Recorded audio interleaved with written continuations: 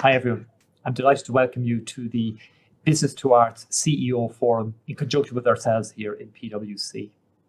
Now the topic for our discussion this morning is sustainability, and without sounding too cliched, it is the greatest challenge facing our generation. And the good news is, as I speak to CEOs and board members in Dublin and around the country, it's an item that's close to the top of their agenda. Many leading businesses are now adopting science-based targets to try and help us as a society reach the fairly ambitious targets which we simply must reach over the coming years and decades. And yet there is a disconnect.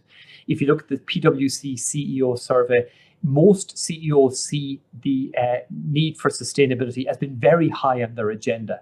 And yet the investment they're prepared to make doesn't match that ambition. And this is a gap that needs to be bridged. For our own part, over a year ago, PwC Worldwide committed to net zero greenhouse gas emissions by 2030. And we in PwC Ireland are also committed to doing this. Now, leadership buy-in is essential, but it's really important, and we're lucky to have a sustainability team who've been working on this issue for a number of years and are totally committed to it. And a workforce will hold us to account if we don't deliver. Now, I'm sure these are themes that we'll return to during our discussions this morning.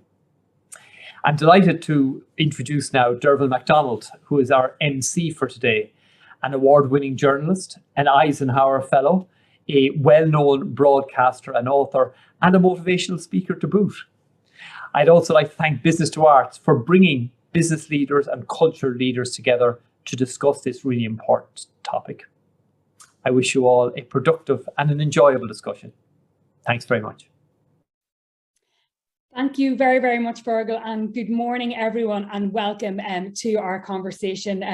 As Feargal said, my name is Dearbhail McDonald, and it's great to be back here with you for the annual CEO Forum. And as Feargal was saying, you know, the case is overwhelming, whether it's the IPPC, we've just had COP26, but the real issue now is what are we doing across society, across business to meet those challenging targets? What are the key initiatives that are being taken, and how can we use the power of communications to get to that all-important net zero? Well, I'm delighted to be joined this morning by a brilliant array of leaders across business, public and private sector, across culture and heritage. And I'm really, really thrilled that they're going to be joining with us this morning. It is a conversation. I'm going to introduce, you probably can see them all. We have David McRedmond to my right, is the CEO of Unpost. We have Tania Banotti, the Director of Creative Ireland, Virginia Teehan, the Chief Executive of the Heritage Council, and also Cathal Marley, who is the Chief Executive of Ervia. And I'll be getting to each of them in turn. But as always, we're not talking at you, we're talking with you. This is a conversation, and we'd love you to join the conversation directly by submitting any questions for our panelists, and we've warned them to expect lots of robust and interesting questions, and we'll try and get to as many of them as possible. You can also join the conversation online using B2A CEO Forum. That is B2A, T-O capital A, CEO Forum, and please do join the conversation online or direct us in with some of those questions. So you're all very, very welcome this morning, and it's a really, really fortuitous morning. I'm going to go first of all to David McRedmond, but David, it's a fortuitous morning because the Cabinet met earlier today and signed off on a €125 billion climate action plan. Just to put it into context, one of my colleagues in the Irish Times put it into context to say that is actually two 64 billion euro bank bailouts or three 34 billion euro pandemic payouts, the cost of getting ahead of this crisis. And David, I might just go to you. First of all, you're very, very welcome. But for Unpost is widely considered by many to be a leader in the sustainability agenda. And I know you've set very, very ambitious targets. But what do you think? First of all, maybe just talk us through the journey and maybe share with us what have been your biggest successes to date and why? Well, lovely to see you, Dearbhail, and thank you, Business to Arts and PwC. Look, you know, sustainability to us is I write in our sustainability reports, you know, it's about more than just climate action. It's about communities. It's about a real sense of purpose and knowing who we are. And, you know, for us in Unpost, we stand by what our purpose is, which is to act for the common good. But the second part of our purpose is to act for the common good now and for generations to come. And look, this is now an unquestionable agenda for every business, every organization. we have the biggest challenge of our lives, a challenge that will put the pandemic into the shade, to make sure that we cool the planet. And that's what we have to do. But to do that, you've got to bring people with you. And there's no use people coming up with ambitious targets to reduce carbon without actually really adding value to people's lives. So what's been really important to us is our role in the community. We follow the Sustainable Development Goals about having sustainable communities, about decent work. You know, these things matter so much. People with professional jobs, that people have proper salaries, that they've got pensions, they got sick leave, that people can lead sustainable lives, that communities have a place to go to, that they have a post office, that they can get deliveries, that they can get goods. That's about allowing people to live where they want to live, not about forcing people into huge long commutes. Those are at the absolute core of sustainability. So all of that was a little theoretical until COVID came, and then actually we understood what it really meant and was an essential service. And I could not be more proud of our front lines. I'm always very careful to say, look, our front lines are magnificent in An Post. They're in the halfpenny place compared to health workers. All of us are in the halfpenny place compared to health workers because they put their lives in the line. But nonetheless, our front lines are fantastic. When it comes to the narrower issue, Dearbhail, of actual decarbonisation and climate action, the biggest achievement we've had is very simple. We have made Dublin the first city in the world that has all electric postal delivery. And today, actually after this meeting, I'm about to head off to Limerick and announce that we've just achieved that in Limerick. And then we're going to Galway tomorrow to announce we've achieved it in Galway. And we'll be down to Cork in the next couple of weeks. And by that stage, we will have all the cities in Ireland, you know, and Waterford, all the cities in Ireland will have all electric fleets.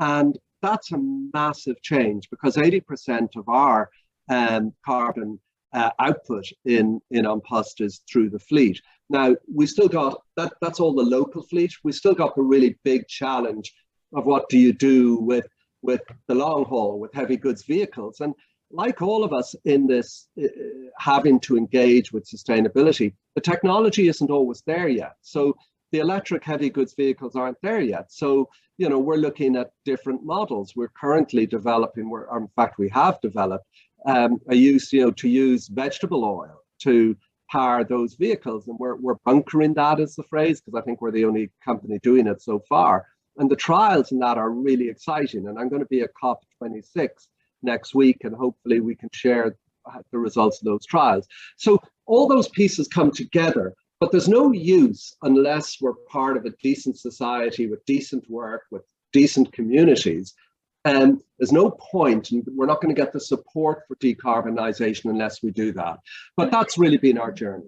And it's been really interesting because when you talk about that narrow and the broader definition of sustainability, I was really, really interested to see in your sustainability reports, for example, increasing the number of women in executive positions as part of the sustainability agenda. But I just want to talk, you know, we talk a lot and we hear a lot about the circular economy, because even if you're taking leadership in your business, in order for it to work and filter down, it has to happen at the supply chain level. It has to happen in terms of suppliers you're picking or people that you're engaging with it. So how do you influence other stakeholders or people who are engaging with you to amplify that sustainability agenda so that it's not just your company that thinks it's doing right, but actually trying to influence that broader change and to change their behaviour?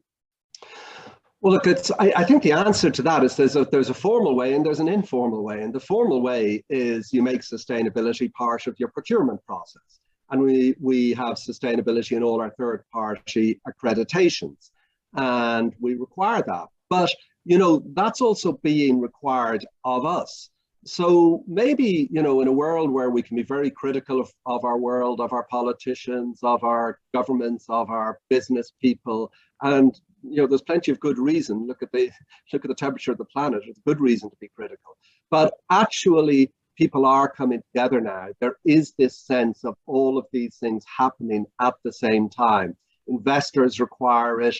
Other companies require it. So, you know, we think we're being tough putting out our sustainability requirements, but we're getting them in too. So I think that's the formal way. And I think that really is happening and is having a very serious and immediate impact. Particularly in the area of climate finance, banking regulations, there's huge pressure that's going to come down and filter on. Often when I speak to smaller businesses, suppliers about this, and they want to kind of make those changes, but perhaps they're worried about the cost of it or the investment. So how do senior leaders like you encourage that in terms of the circular economy, other businesses to go on that journey? How do you use that influence? Is that through the informal channels that you discussed? I mean, how important is that in terms of the cultural leadership? Yeah, well, look, the informal channels, I think, are way more important. I think you're much better bringing people with you than forcing them. And, you know, this is an informal channel. What we are doing right now, Dearbhail, is an informal channel. Have no doubt about that. It's the reason why I'm very keen on events such as this, is it means more of us are talking about it. It means more of us are learning about it and learning about the challenges. The reality of the finances is to look at them carefully. Electric vehicles are a really interesting example. Nobody wants to have to buy a new electric vehicle, an electric charging point. But then you work out the finances, and the electric vehicle lasts a year or two longer because it's got far fewer moving parts. It doesn't have an engine, it only has motors. It is, and obviously it's cheaper to run. So things like that, and then you work out that the actual payback is much better than you might have seen. Now, government have a role here, because this is where certainly government can influence and help with those initial purchases of electric vehicles. Of course, there's some tax breaks on them. But the other issues are around, you know, electric charging is a major issue. And there is some government funding for that. It needs to be more streamlined. It needs to be a little more agile. So, you know, there's no doubt that particularly small businesses do need that support. They do need that help. And I think that is a very important function for government. You're looking at net zero emissions to be coming down, but you've got your own 2030 target, looking at a huge, 50% or decrease or reduction, I think, by 2025, which isn't too far away. But look, from the position that you're in now, if there was anything or any measures or any initiatives that you could have taken earlier, or any sort of approaches, what would they have been and why? Well, I think I would have done more of the fleet faster, and actually we did do the fleet very fast. I think I would have started straight away this search for a solution for heavy goods vehicles, because, as I say, we're finding while we're waiting for the appropriate technology to come along for electric heavy goods vehicles, that actually we're finding that the alternative fuels, which can take out as much as 80% of the carbon compared to diesel, it does appear as if that's working, and we maybe could have done that a couple of years ago. So look, there's always things could have done earlier. There's not an awful lot of point going back and looking at what you could do earlier. I think you look forward and you say, and you look at what's happening at COP26, there is no doubt that the essential way forward is with big moves. Yes, we all have to do our own small pieces, and yes, we all have to remove single-use plastic. You have to make sure we put zero waste to landfill, and you can do all of those things. But where is the big output? Where can you make the big change? For us, it was with electric vehicles. I know if you look at a company, if you look at telecoms networks, for example, it's the electricity used by the network, and can you get renewable electricity? So each industry will have something different. Go to the big place and make a big move. Absolutely. I'm going to introduce Tania Banotti next, but before I do, I have to give a shout out to my postman, Fran David. I was in crutches for the first 6 weeks of the pandemic, and he was an absolute lifeline. He went over and above the call of duty, and if there was a postman of the year, I would be nominating him for that. But well, Dearbhail, sorry, I know you're going on to Tania, but I cannot say enough. That is the definition of sustainability. It keeps you where you are. It gets what you need. It is really at the heart of this debate, I think. Yeah, I'll chat to you perhaps about him. Absolutely, he was a lifesaver for me. But go, Fran. Thanks. Tania Banotti, Director of Creative Ireland.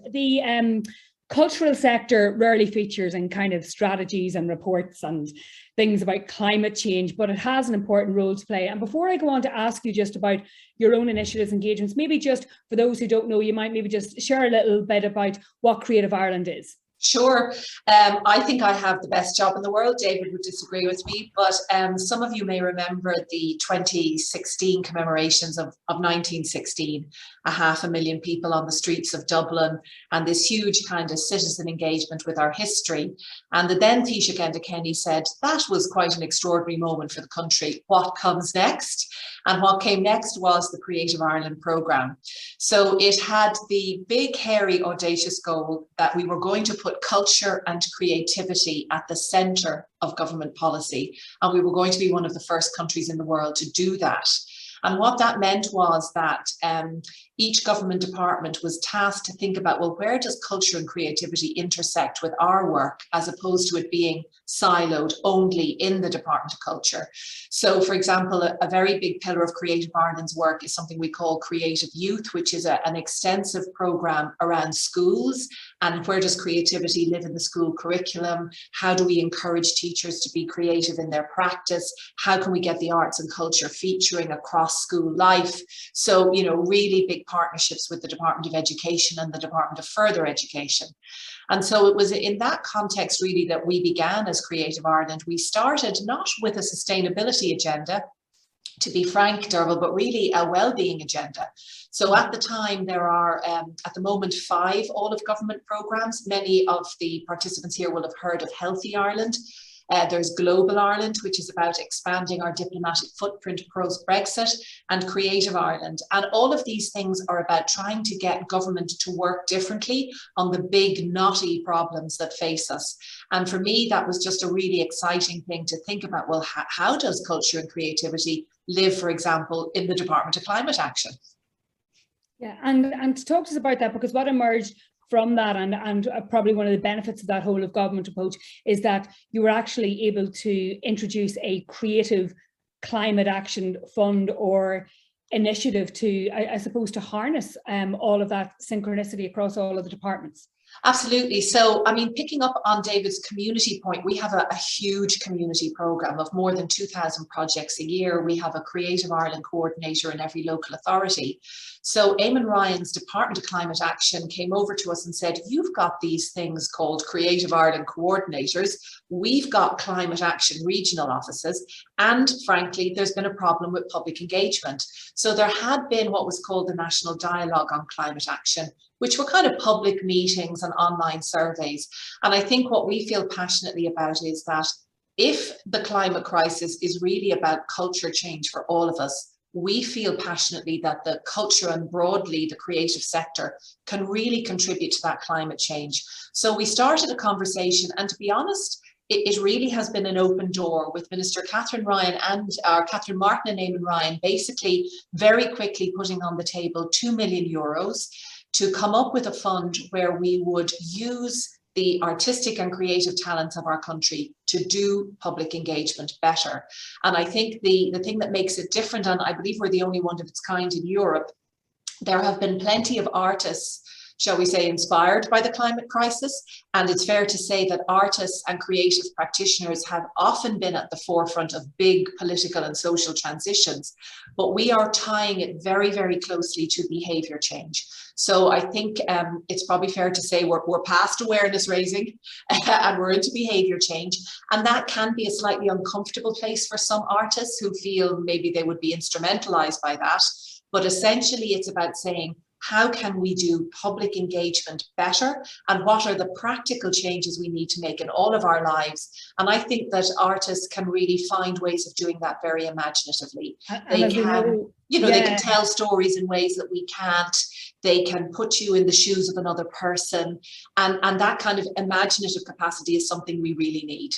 Yeah, and like I know it's something of a well-worn kind of phrase, but about how our artists are the antennae of the race, and they have shown a lot of the leadership, whether it's the music, dance, theatre, whatever it is, they've been there. So essentially, like sometimes we speak, Tania, about a gap you know, between awareness and action. Maybe it's that make me chase, but not just yet. Or maybe it's just people want to engage or perhaps don't know how to engage. So really at the heart of this Climate Action Fund and the role for Creative Ireland is to bridge that gap somewhat, really for the creative sector to come in. And is it as roles as facilitators of that behavioural change, or how do you see that panning out? Well, I mean, it's been a real privilege for me. I've spent the last 6 months sort of steeped in a lot of different applications. And I mean, they cover everything from rising sea levels, recycling, energy use in the home, things that people might feel are very humdrum. How can the creative sector impact on that? But we are seeing everything, Dearbhail, from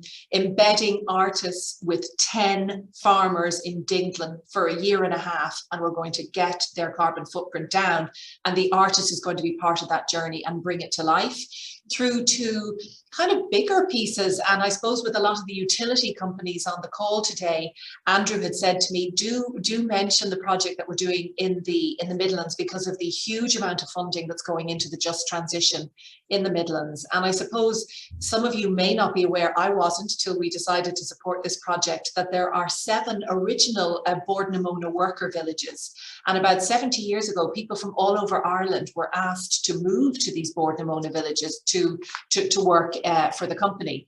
And the idea behind this project is that the Irish Architecture Foundation and some of our really brilliant architects and landscape designers are going to work with the communities in these 7 villages to reimagine those villages, to reimagine those public spaces, to think about what's going to happen when those jobs go and what will be the future of these villages. So for us, when we think about creativity, it's certainly more than just the arts. It certainly encompasses architecture and design.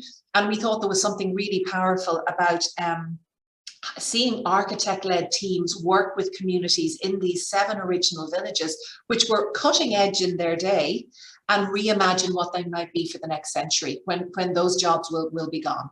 So essentially it is all about culture as a really, really powerful conduit for the type of change, whether it's behavioural, you know, societal, kind of in meeting that. And I suppose then really, Tania, what that comes down to is the power of communications as well. Yeah, and I think I'll put in the chat function a film made by our partners in Scotland, which is debuting tomorrow. I genuinely think that culture, arts and creativity is an untapped ally of what we are trying to do here, because it can bring, as I say, that imaginative leap, that sense of connection, that ability to compress time sometimes to show you a process that might take many, many years, but bring it to life. I think it's absolutely going to be needed, because this is a journey, a culture journey that we are all going to go on. Yeah, and particularly in light of the collective action that is required and the big radical changes that are requested of the public. I was even just looking at the climate action plan today, you know, big numbers, but some a little bit short in detail, especially around some very sensitive issues, perhaps. And my goodness, and it's certainly not to take away. We have a lot of business people on the call here. There's a huge role for the private sector. There's a huge role for government and the big utility companies. But there is also, I mean, it's not but, it's and there is a massive job for each of us individually. And there's a massive job for the next panelist that I want to introduce you to, which is Cathal Marley, who's the CEO of Ervia. Cathal, you're very, very welcome. It's interesting, there's a huge, big synergy already between all of the speakers. It's community, it is culture, it's all of those big changes. But I suppose, you know, you have an extraordinary role, because you've responsibility for both Irish Water and our gas networks. And I suppose at heart, as you know, being at the heart of energy and being those utility providers, you must be dealing with some of the biggest and most direct and most immediate questions around sustainability. So how's your drive and how's it going for you? I think it's overwhelming. And it's funny, you were asking David a question there, like, what should you have done sooner? And I suppose we have been so focused on the bigger issues, the strategic layer, as I call it, which is those massive issues around transformation of energy, supplying clean water, managing the wastewater. That if you were asking the question, what should we have done sooner, it was more focus on what the company is doing on sustainability and on the community layer. But in truth, we have 3 layers we have to work on, and they're really, really critical. One is the strategic layer. The other is the company layer, which is being a sustainable company. And the other is community. How do we engage with the community? And I suppose I summarize that as say it, be it, and live it. So that's kind of like a little motto, the elevator speech that I give. And the say it is the big stuff, which is setting out really clear vision and targets. Like our purpose, because it's water quality, it's wastewater management, it's energy transportation. Like we're involved in the health and safety of the people of Ireland. We have to protect the environment and we have to support economic development. And if you look at the sustainability goals, we hit directly about 12 of those. And one of them is economic development. It's not just, the climate change, and it's not just protecting the environment.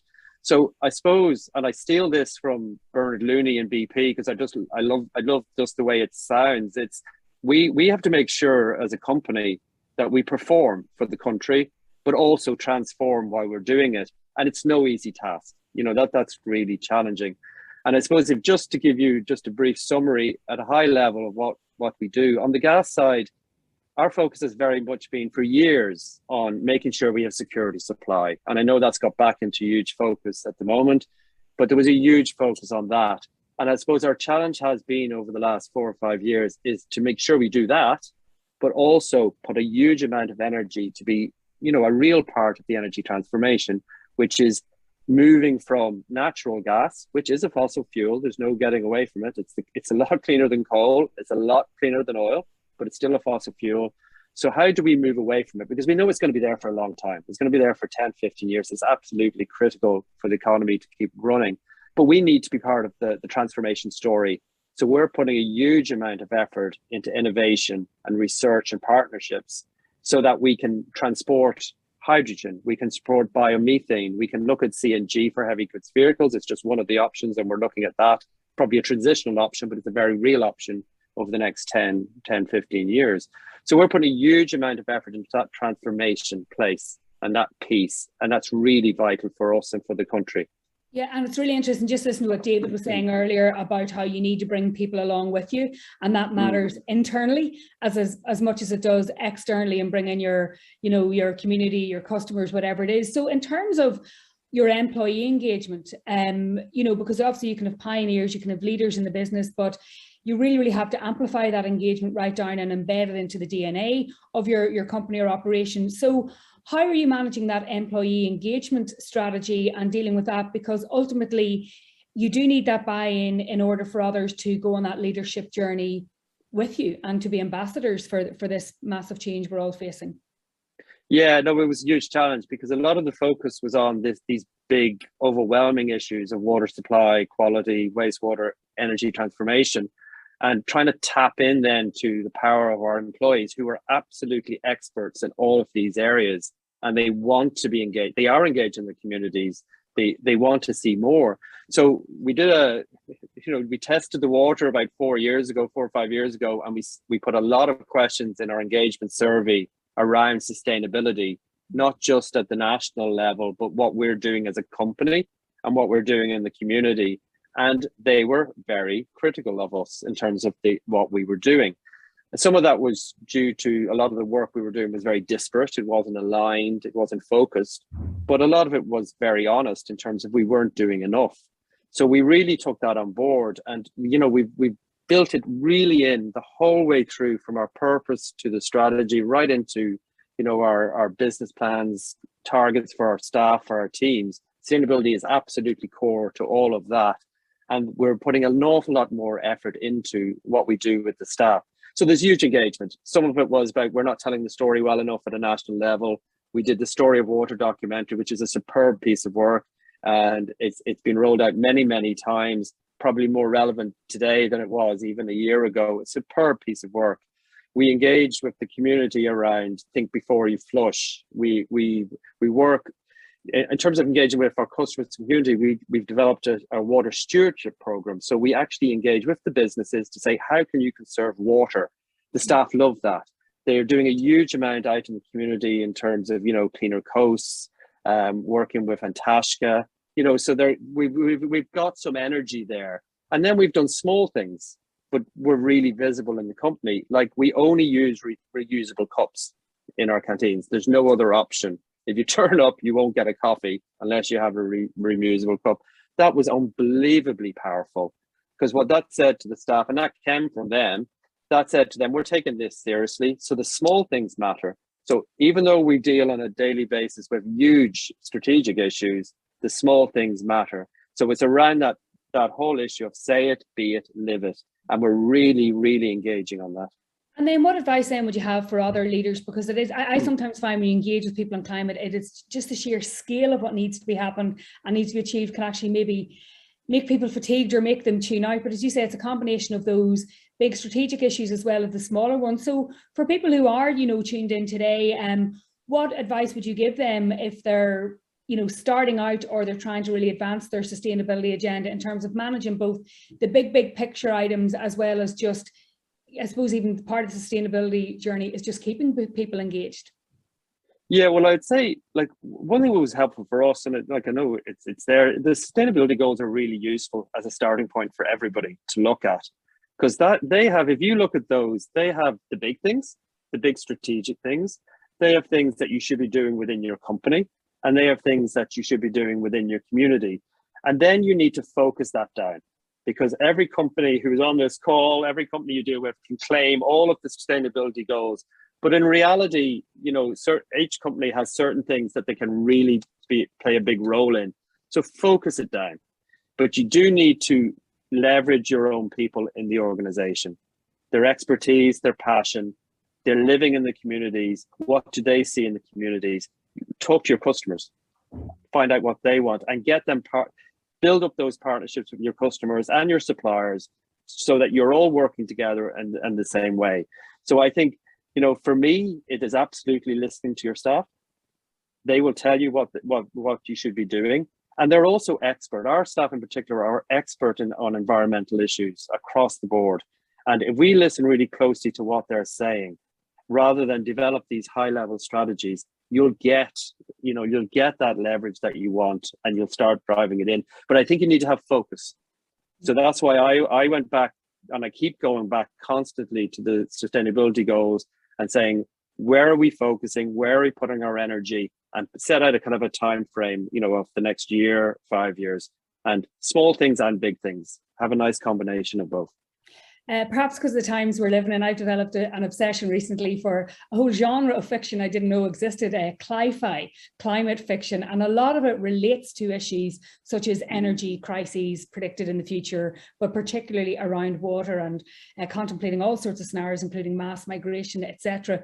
What do you think, from your position now, do you think are going to be the big trends that are going to inform both entities, both Irish Water and, in terms of gas supply, because these are now very, very real live issues, especially with the energy challenges we're facing at the moment. But what do you think are going to be the big trends that are going to inform how we act and react to the climate crisis as it plays out here and elsewhere?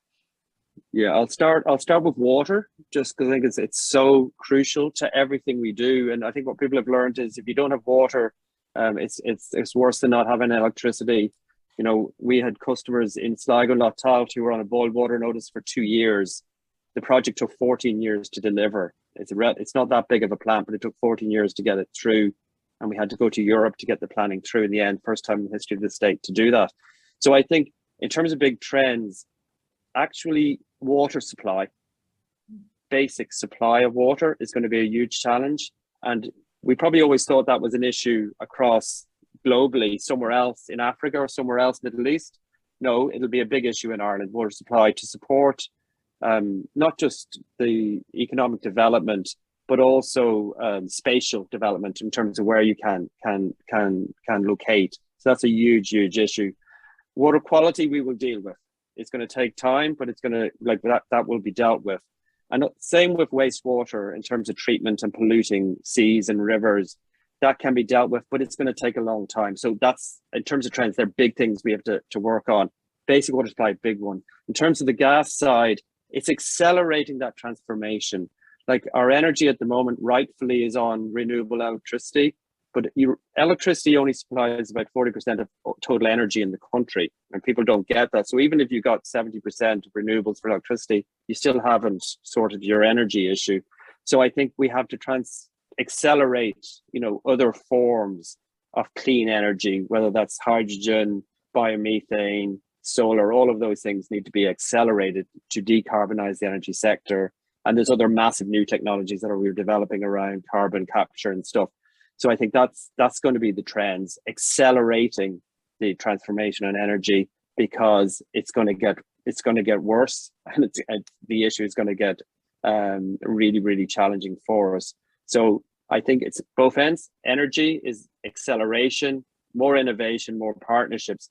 And water, unfortunately, it is around making sure we have enough water to support development, to support housing, and make sure we have enough wastewater treatment to support economic development, housing, space development. And I know that sounds strange that we're saying that in Ireland, but that is actually that is a reality. I know it's just because it's just the supply of water. Clean water is just something we take for granted. Don't realise what a privilege it is.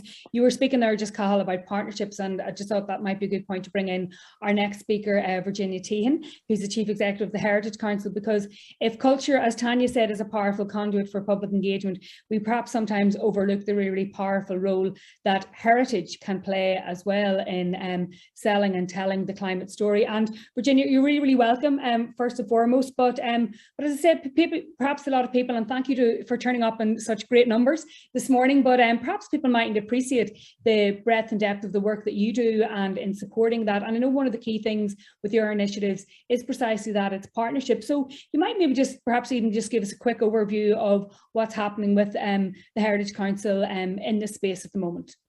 Hi there, good morning everybody, and thanks, Dearbhail. Yes, I mean, this is an area, the whole area of climate change, but also I suppose the impact of climate change on where we live has been something that really has concerned us since the establishment of the Heritage Council just over 25 years ago. And really our approach is very much in line with what Cathal has just said, and many of his closing remarks really resonate around our way of thinking. It's very strategic in looking at heritage, and heritage for us is not confined to the built heritage. It very much embraces landscapes, flora, fauna, our overall footprint on our place, and how climate change is impacting that, and how we manage our landscapes and our places.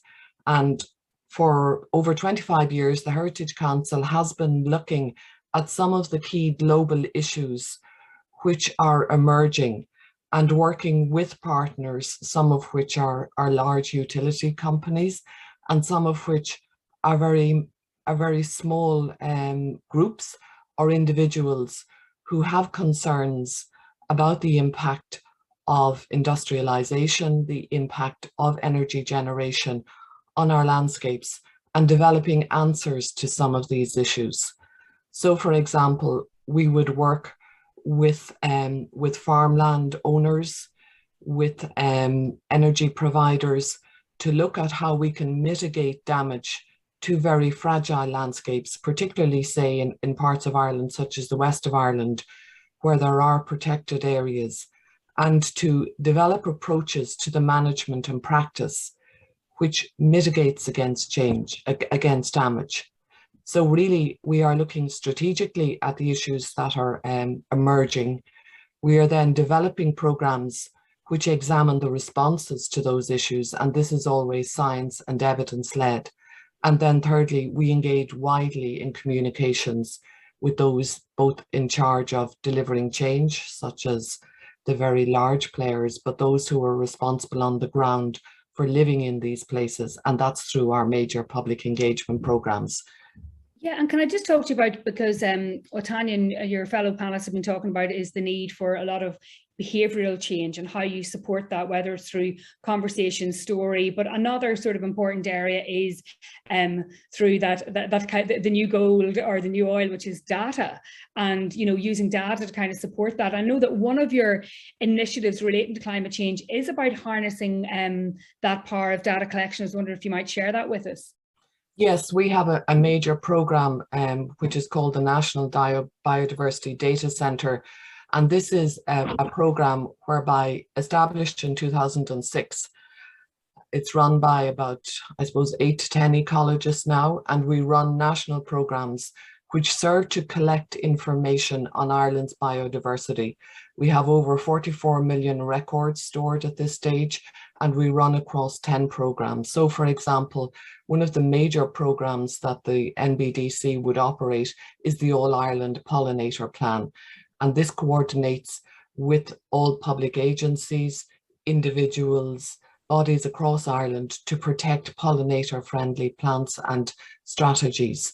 It's hugely successful. We're into the second iteration of the Pollinator Plan, and the NBDC run a number of other major public engagement programs around flora monitoring, species, butterflies, bees, and this information is used to inform national policy, because a key objective of the Heritage Council is to change policy, and it's around transformation and change.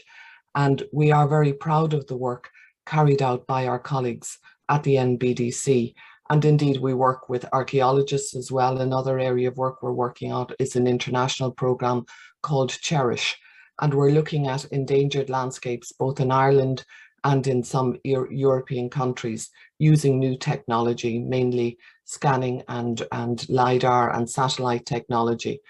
And a part of climate response is climate adaptation rather than climate mitigation. And thought leadership now across Europe is looking at what we call palliative curatorship. And that would be the documentation of sites. It's a little bit like what Tania was talking about around the sites in the Midlands for Bordnamona, where the sites are documented and the significant heritage features, or indeed social features, are recorded for current and future generations. But it's an acknowledgement of change. Yeah, I was just going to say, because even there will be people on this call who will have responsible for the maintenance of significant buildings, which are part of our overall heritage. And although heritage is much bigger than the built environment, it is a lot about that built environment. So I was just wondering whether it's advising on energy efficiency or maintenance or securing those, what advice would you have for others who may be responsible for protecting part of that heritage, both built and otherwise? Well, heritage buildings and buildings which exist are the most sustainable buildings, and we always advocate support for the protection and the repurposing of buildings rather than the creation of new buildings. But equally, we are aware that for some cultural and heritage functions, there's very high technical specifications required to deliver them. So in the past 2 years, we've done a lot of work with the ESB, who are absolutely brilliant in the protection of their culture and heritage, to support them in the delivery of their new purpose-built archives facility in Finglas in Dublin. And this is a completely carbon neutral building. It is run in a very sustainable way, and its energy efficiency is just extraordinary. In fact, it's generating more energy than it requires. It has photovoltaic batteries on the roof, solar panels, and it runs to the optimal BS 5454 standard for cultural energy for cultural buildings. And now with the National Development Plan investing over 200 million in the rebuilding of cultural infrastructure, this sort of exemplar will be a great example for others to follow. Can I just bring in maybe some external questions? And I have a number of them here to hand, but I see that Andrew, do you have your little hand up there on your computer? I don't know whether you wanted to come in at that point, or would you like me to go back to the floor? He's good. He's just waving at us there. Thanks you, Andrew. So I'm going to go to one, and one is from Davina Saint, who's obviously the chair of Business to Arts. And it's this, and maybe this be for all of you, the panelists, have there been any areas where it has been difficult to get buy-in from stakeholders on your sustainability agenda? And if so, how are you overcoming them? And I don't know who wants to go to that first. Who will I pick on? Cathal, maybe just. What do you do when there's maybe a challenge around getting stakeholder buy-in? How do you overcome it? An easy question for you. Well, I don't think there's any challenge on sustainability at the business level, and in terms of what you do in your business, how you operate, how you run the business. I don't think there's any challenge from stakeholders on that. Obviously, the challenge for us at stakeholder level is on the bigger issues in terms of getting things done that will support sustainability around massive infrastructure, and like obviously the key issue is planning, and how do we move policy around planning in that respect. But in terms of sustainability in its broader sense, in terms of the business, engaging with the community, that stuff, no, there's no massive challenge from stakeholders on that, as in, the top stakeholders. I think there's a bigger challenge, and the huge challenge, and maybe that's something we can talk about, is how we engage with the community in a meaningful sense. And I think the arts can help with this, I think, as we go forward. But the engagement of the community around climate action is not where it should be at all. And I think there's this sense that everybody is very supportive of actions on sustainability and climate change, which they are, but they're not very supportive when you cross the door into their houses and it costs them more money. So I think we have a huge amount to do in terms of being honest with the community, tell them what we're going to do, tell them how long it's going to take, and engage with them, make them part of this journey in a proper sense. And I think that's the bit we need to work on. I think a lot speaks to what we hear a lot about, the just transition, the cost of this transition, and how all of that is going to be managed at a community and individual level. I know that's one of the big issues. Tania, I have a question here which says, logic doesn't seem to be overcoming self-interest in terms of getting people engaged. So how best can creativity unlock the emotional response? Well, I suppose the trite answer is ask me in a year once we've done these projects. But I mean, I was struck on a presentation recently. Somebody did a piece of academic research at the last COP. What were the creative project that made the most impact? And I think it's called the awesome solution, that sometimes invoking a feeling of awe in people as opposed to depression can be quite effective. We're trying different approaches to answer the question. Some of it will be about having fun. I mean, that is not to be underestimated. We have a smashing program where an entire village in County Kilkenny, Callan, is going to become sustainable, but we're going to use circus artists and theatre artists and set up a pop-up shop. And actually this issue of engagement, Cathal, is that there's going to be lots of different ways of skinning it. But for us, it's about a long-term engagement with the community, perhaps over a year and a half, so that there's a commitment. It's not just a little drop in, but also that we're finding different ways of bringing these things to life in a way that is not frightening. That could be, you could gamify it, you can have a whole street come together and do a challenge. You make it such that literally it is going to be house by house, person by person in some of these projects. So that's how we're going to approach it. We're going to use all kinds of different creative approaches, different art forms, a range of different artists. We're going to work with 10 farmers. We're going to work with hundreds of people. And we're going to see and learn, because some things are not going to work. Some things are not going to punch through and are not going to cause any behavior change, and other things are. And we won't know that till we've done 18 months of these things. Yeah. I just bring in an issue, David McRedmond. We are living in the age of the Great Resignation.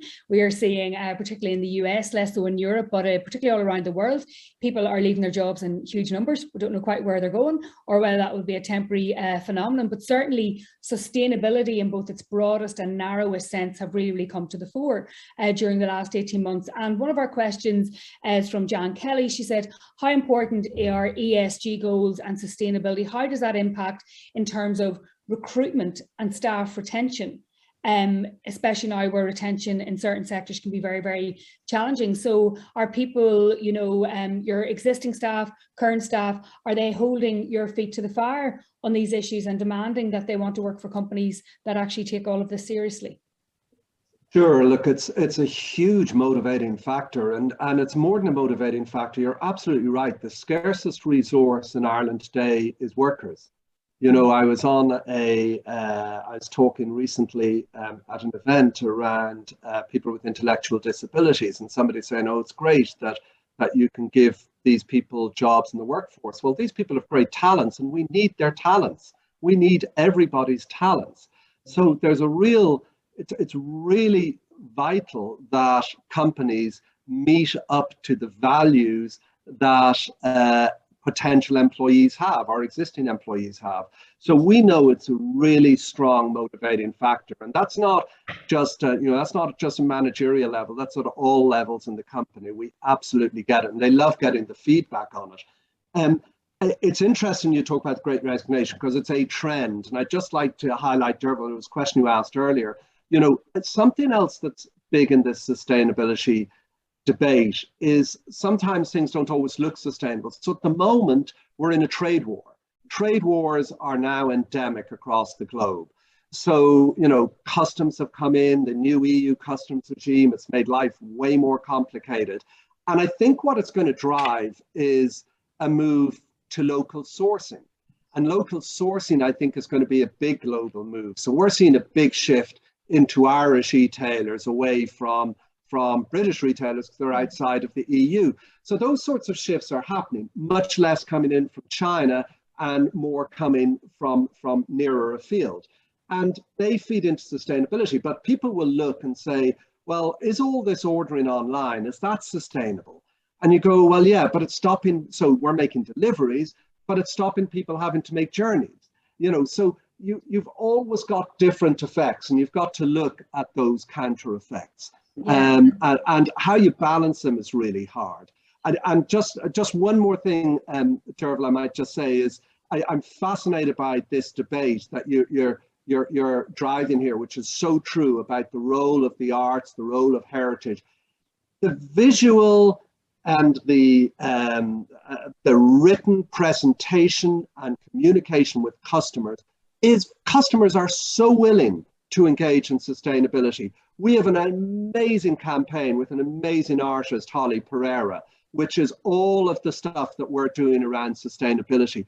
It's amazing how that makes something human, and it takes it away from the X thousands of tons we've got to remove from the air into something that says, here's how you can lead a sustainable life.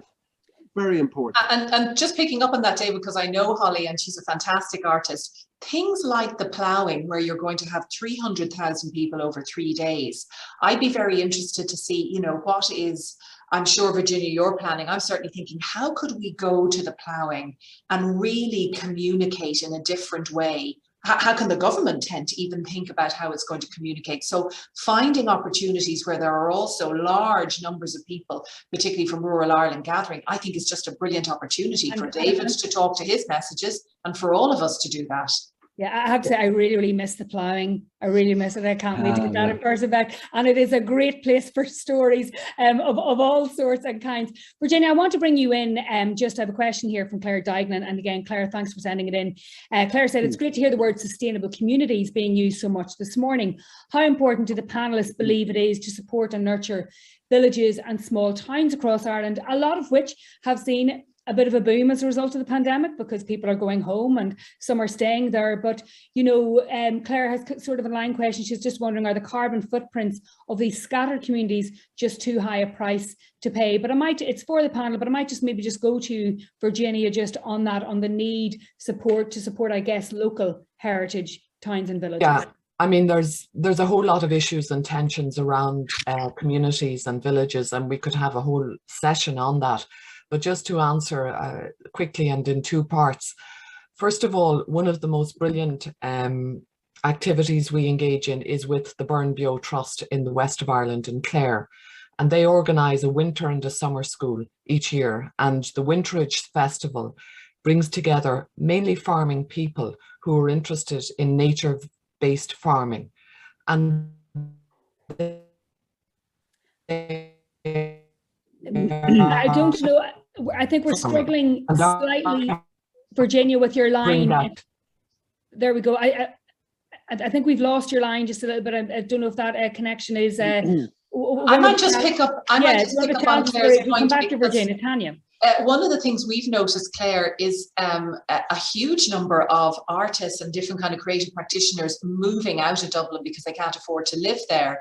And we had a fascinating presentation, and I'll pop it in the chat box, around the impact that bringing, you know, art, like for example, Kells is just a buzz with a whole load of creative people who moved to Kells because they can't afford to live in Dublin, and Stuyman, Westport, the list continues. And we're very curious in Creative Ireland about, there are people going back with really good creative business ideas and artistic projects. How can we support that? They have moved out of Dublin, Dublin's loss, but the benefit to those communities is something that can make them more sustainable. And we've just come across some smashing examples of that in some small communities, and I'll put that in the chat. Please do. And listen, it is the single most important job for any MC is to get people to the coffee break on time, and I'm determined to do that today. Before I hand you over to Andrew Hetherington to close, I just want to go very, very quickly to each of the panelists, and hopefully we'll have Virginia back with us. But just briefly, if you could answer each of you just this one question. What final recommendation would you give for those who want to accelerate their sustainability plans? And Cathal, I might just go to you first. Yeah, I think I may have covered this already. I'd say, first of all, make it real within your company. You know, it's like everything else. You need what you do do it in your home first before you can reach out and do it in a kind of a national, global level. So look at yourself first and look at what you can do. And no matter how small it seems, because it's such a big issue, sustainability, do the small things and make sure you do them well. Don't be afraid to look outwards, engage with your customers, engage with your staff, engage with the communities, engage with other partnerships who are really good at this, and talk to them and get advice. And take the structures that are there, look at the sustainability goals, build it in, embed it into the way you work within your organization, and focus, because you can try to do too much as well. So I think, like, put a plan in place and focus on it. But I think what I do with all these big issues, start with your staff, start with your customers, and then work out from there. I think we may have lost Virginia, but in case we have, I want to thank her for her contribution. Tania, Banotti, just very, very quickly, final little piece of advice. Yeah, I mean, I suppose at the heart of everything Creative Ireland does is partnership. So it's partnership. It's the only way we're going to do it. But actually, I just feel really positive, having read so many of those applications, that there's that real shift happening. And if we harness that power of community engagement, we'll be motoring. Virginia, are you with us just for a very quick moment? Are you able to take part? Yes, I am, yes.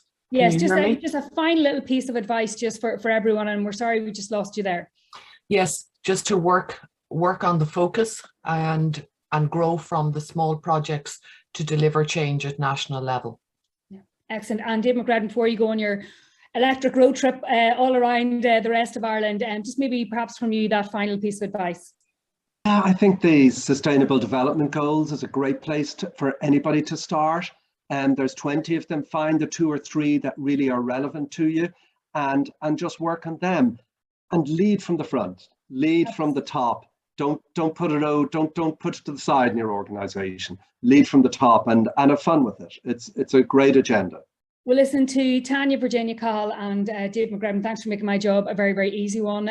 Thanks to you all for joining such huge numbers and really taking part in the conversation. It is a privilege, as always, to work with Business to Arts. And with that, I'll hand over to close, because you're going to get your coffee on time, to Andrew Hetherington. It's your fault if they miss that 11 o'clock deadline, Andrew. Thanks, Dearbhail. The clock is timing down. So listen, another fantastic conversation and really insightful. Thank you, everyone, for your contributions. Just to acknowledge that in preparation for this year's event, it became very clear that we were lagging behind in our own commitment to driving sustainability ahead. And I believe we're not alone. In preparation for the event, we asked everyone attending to declare, were they measuring and reporting their own activities. And the survey results show that 56% of organizations attending the forum are measuring their impact, but only 33% are reporting on it. So I believe that there are lots more things that need to be done, and there's commitments that need to be made that will progress this agenda. And in Business to Arts' case, we are committed to embedding sustainable practices in how we assess and broker partnerships between the business community and the cultural community going forward. And we're also committed to developing assessment criteria in the funds that we distribute through our grant and commissioning programs, like, for example, Bank of Ireland's Begin Together Arts Fund, Accenture's Women on Walls program, and ESB's Brighter Future Arts Fund. But we also have recognizable weaknesses in the cultural sector, and some of those are working with landlords. A very big challenge is how we can maximize efficiency in the buildings and the energy use in arts and cultural organizations around the country. But it is a nut that needs to be cracked, and it will take time and effort for people to plan, to build the resources, and to change organizations to a more sustainable, energy efficient usage. But I believe by reporting and collectively reporting, we will help to inform each other. And from 22 onwards, we believe that we will show leadership by doing that. We will inform our stakeholders and we will help to improve our competitive advantage. So I have two final requests, just quick requests of our network. If you have a sustainability officer in your organization, please email me and introduce us. We would like to identify ways that we can develop knowledge sharing activities between business and cultural organizations. And secondly, if you are a cultural organization that is reporting on your environmental and sustainability activities, please forward details to us so that we can begin to map some of the common successes and challenges that you are facing and try to help communicate ways that you are overcoming some of those challenges. We ask for these because we build creative partnerships between business and the arts, and we look to develop quality cultural experiences and world-class collaborations in Ireland. And we know that by sharing collective knowledge, we can help to improve management decisions and how collective goals are set within our stakeholder base. So finally, I'd like to thank all of our panelists and PwC, our sponsors, and acknowledge their contributions today. And to everyone watching, thank you for joining us. We look forward to seeing you in person again very soon. Thank you.